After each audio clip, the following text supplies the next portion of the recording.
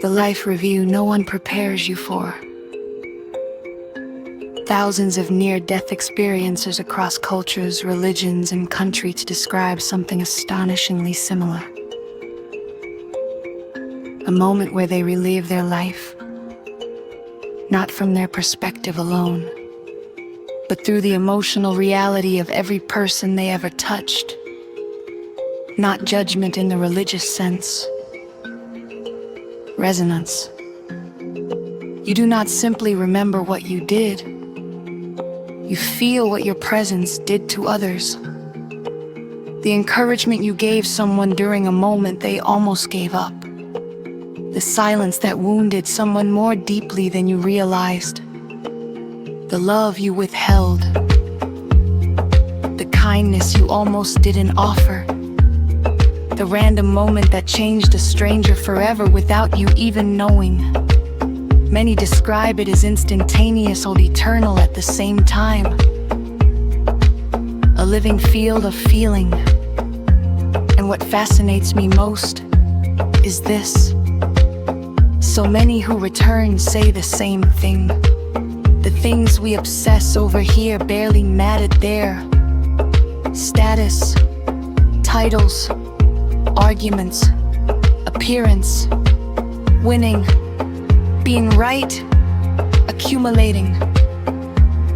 What mattered was how deeply you loved, how safe people felt around you, how much light or pain your nervous system carried into a room, how your energy altered another human being's experience of existence. Imagine realizing that your greatest legacy was never your possessions, but the emotional fingerprints you left inside other nervous systems. And here's the part that changes me. What if the life review is not waiting after death? What if fragments of it are available now? Every time guilt visits you, every time your heart whispers, "That wasn't who I wanted to be." Every time tears appear after hurting someone you love. Every time you suddenly understand your parents. Every time compassion breaks open inside you. Every time your soul expands enough to finally feel another person beyond yourself. Maybe consciousness is already trying to prepare us. Maybe awakening is simply becoming capable of feeling the consequences of our existence while still alive.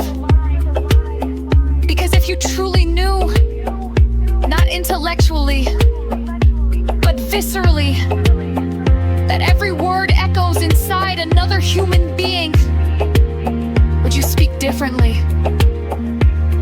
If you knew your anger could live in someone's body for 20 years, would you pause more often? If you knew one act of kindness could stop a suicide you never hear about, would you become softer? If you knew your children will one day speak to themselves in the same tone you spoke to them,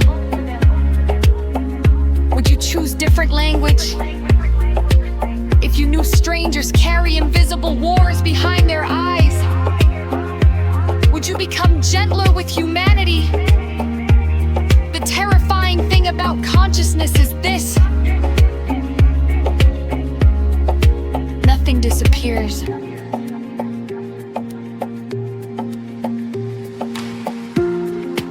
We become part of each other, and maybe heaven and hell begin long before death. Inside the emotional realities we create for one another here. Maybe the real spiritual question was never, what do I believe? But, what do people feel after they encounter me? Do they feel smaller? Or expanded? Heavy? Or lighter? Ashamed? Or seen? Broken? Or remembered?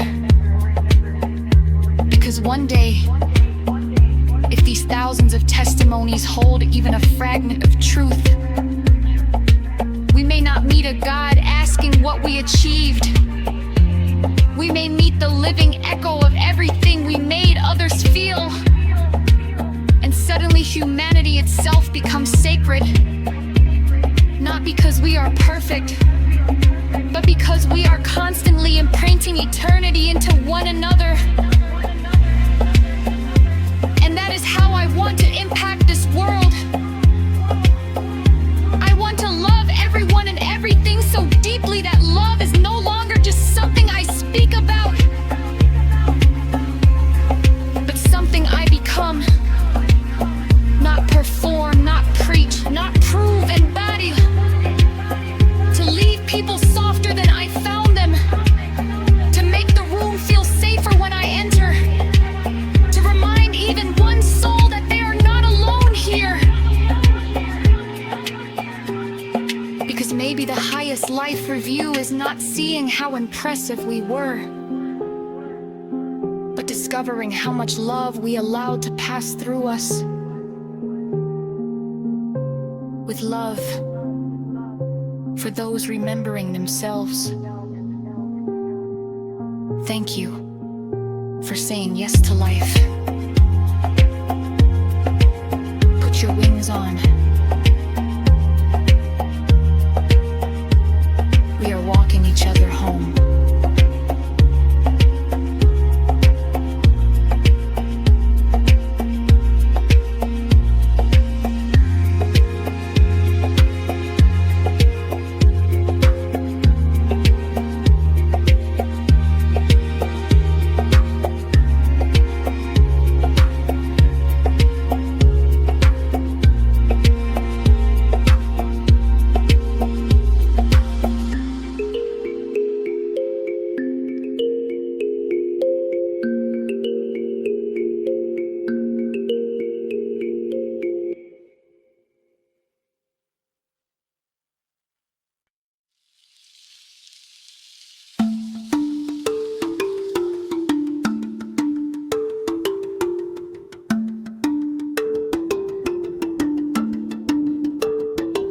Perhaps the road has happened, yet we enter it again, to choose a softer answer where we once replied with pain. We stand inside old moments with a newly opened flame, but some still meet the ghost of us and call us by her name.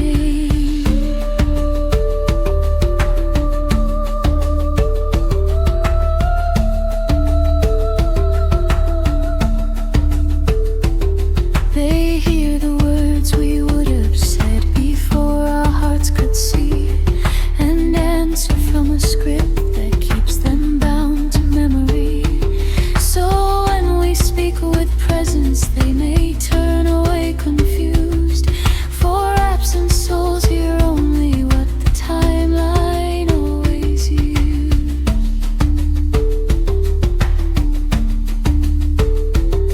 Yet source is in the second where awareness dares to stay, the place where fate grows tender and the older path gives way.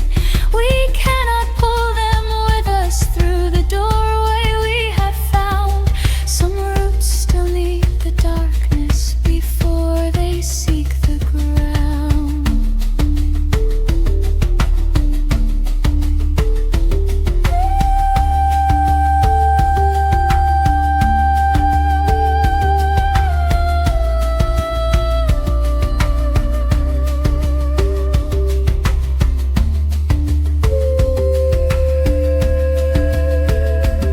So bless the ones who leave us when our inner light has grown. They are not cruel for staying where their absence feels like home, for presence is the moment where the soul becomes the key, and those who choose to enter are the ones we're meant to see.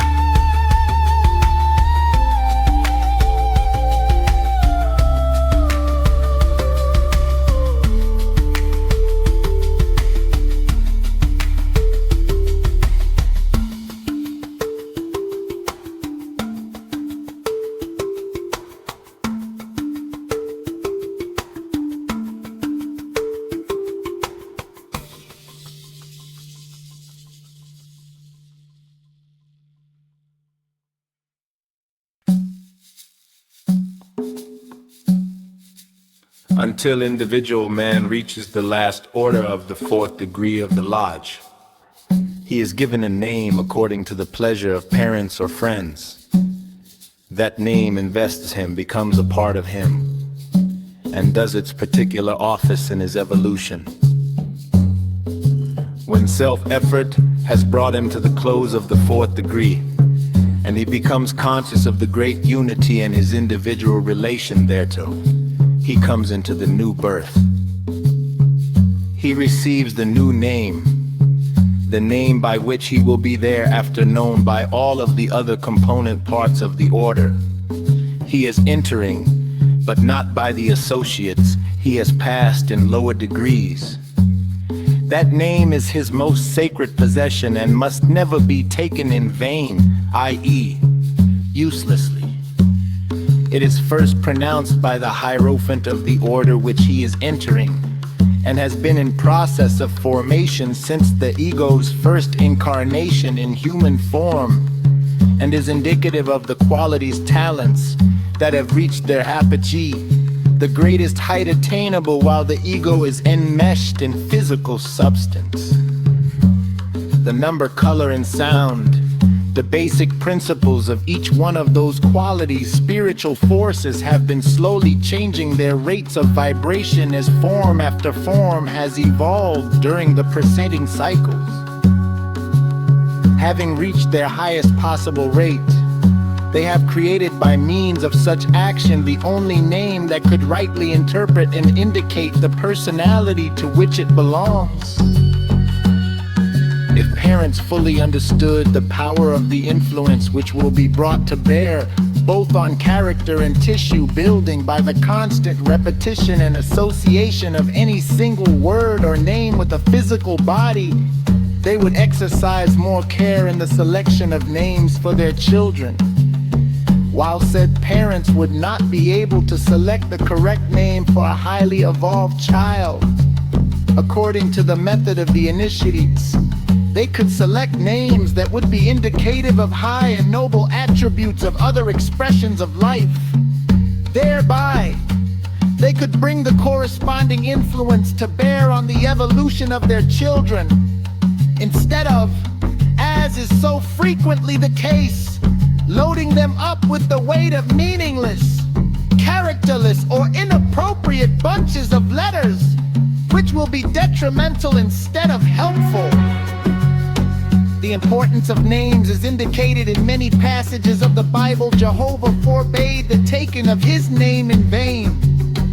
The disciples of Jesus were adjured to do their good works in the name of Christ. You have been taught that the misuse of any spiritual force is the worst of crimes. I have herein shown you that true names are activations of spiritual forces. Therefore, it will not be difficult for you to perceive the primal cause for the issuance of such a class of commands. As I have referred to, each letter stands for an esoteric number, and numbers are sacred and secret, not only because they indicate rates of vibration, but are those rates of vibration. With the first thrill of the cosmic egg, the number one came into being as a manifested entity.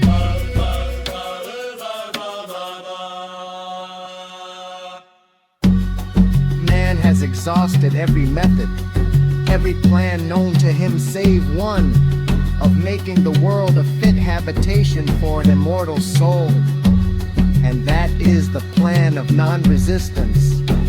Will the necessity for self-preservation drive him to the acceptance of the plan and consequent perfection, or will he continue to fritter away his opportunities until the great hammer falls and the nail is driven home?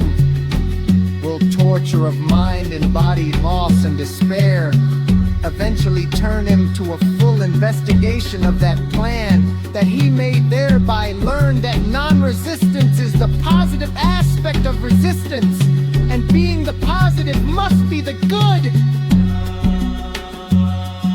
the primal cause of all that follows of good.